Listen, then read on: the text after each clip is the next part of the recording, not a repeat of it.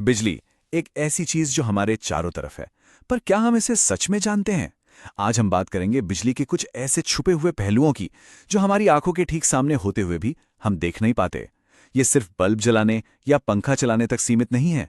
ये एक ऐसी अदृश्य शक्ति है जो असल में हमारी दुनिया को चला रही है। तो चलिए आज इसके कुछ रहस्यों से पर्दा उठाते हैं। जब भी हम बिजली के बारे में सोचते हैं तो दिमाग में क्या आता है? रोशनी, पंखा, यही सब, है ना? पर जरा सोचिए, क्या हो अगर मैं कहूं कि बिजली के पास कुछ कह सकते हैं कि अदृश्य शक्तियां भी हैं। हाँ, ऐसी शक्तियां जो टन भर का सामान उठा सकती हैं और कड़कड़ाती ठंड में हमें गर्माहट भी दे सकती हैं। चलिए आज इन्हीं छिपी हुई ताकतों के बारे में जानते हैं। तो बिजली की पहली और सबसे कमाल की शक्ति है उसका चुंबकीय प्रभाव। ये एक ऐसी अदृश्य शक्ति है, एक ऐसा इनविजिबल फोर्स जो तब पैदा होता है जब बिजली किसी तार से होकर गुजरती है। और ये सिर्फ कोई किताबी बात नहीं है, ये हमारे रोजमर्रा के कई जरूरी उपकरणों की बुनियाद है। और इस कमाल की खोज के पीछे थे वैज्ञानिक हैंस क्रिश्चियन ऑस्ट्रेड। एक बार सोचकर देखिए, ऑस्ट्रेड ने कैसा महसूस किया होगा जब उन्होंने पहली बार देखा होगा कि अरे, बिजली के एक तार के पास रखने से कंपास की सुई हिल रही है। वो एक छोटा सा पल था, लेकिन उस एक पल ने दुनिया को हमेशा के लिए बदल दिया।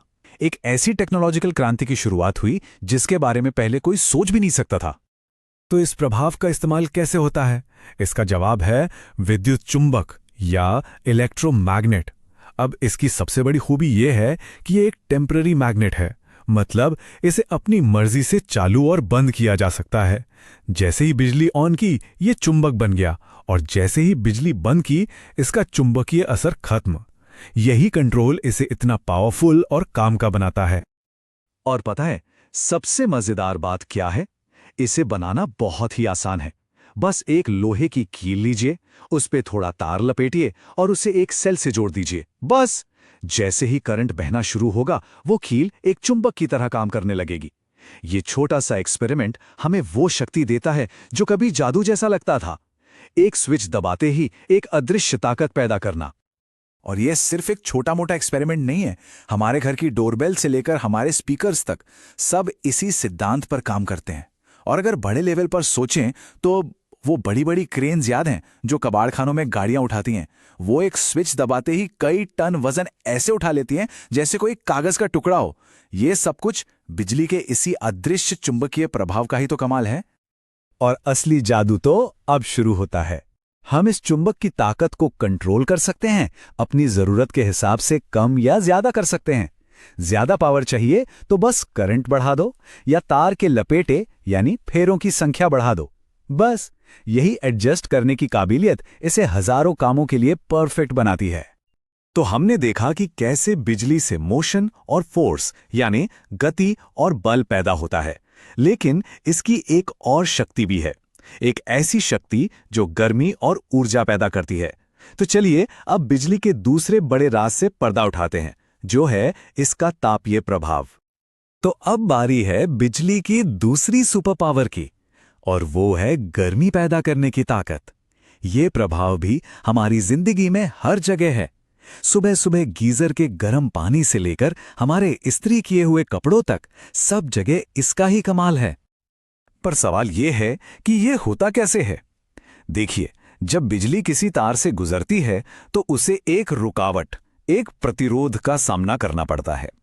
इस रुकावट की वजह से बिजली की कुछ एनर्जी गर्मी में बदल जाती है। ये बिल्कुल वैसा ही है जैसे हम सर्दियों में अपने हाथों को रगड़ते हैं और वो गर्म हो जाते हैं। बस यही है बिजली का तापीय प्रभाव।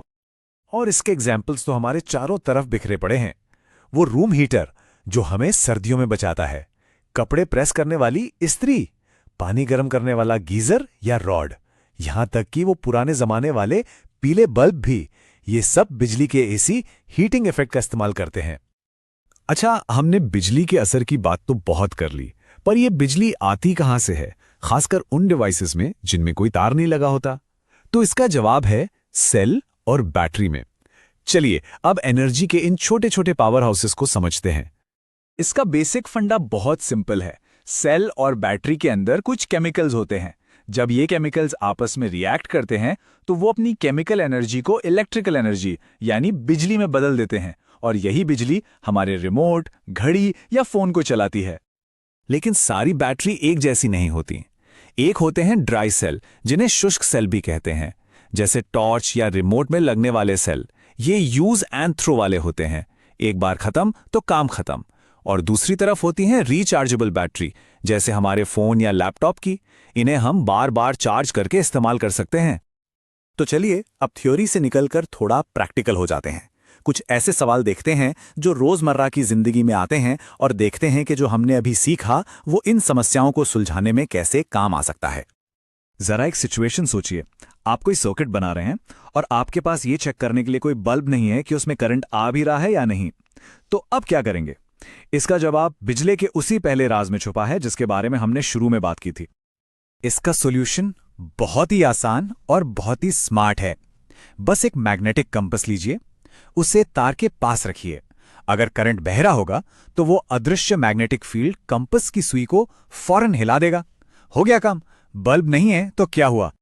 ये एक ऐसा सवाल है जो बहुत लोग पूछते हैं। कई बार लोग गलती से उन बैटरीज को भी चार्ज करने की कोशिश करते हैं जो सिंगल यूज होती हैं।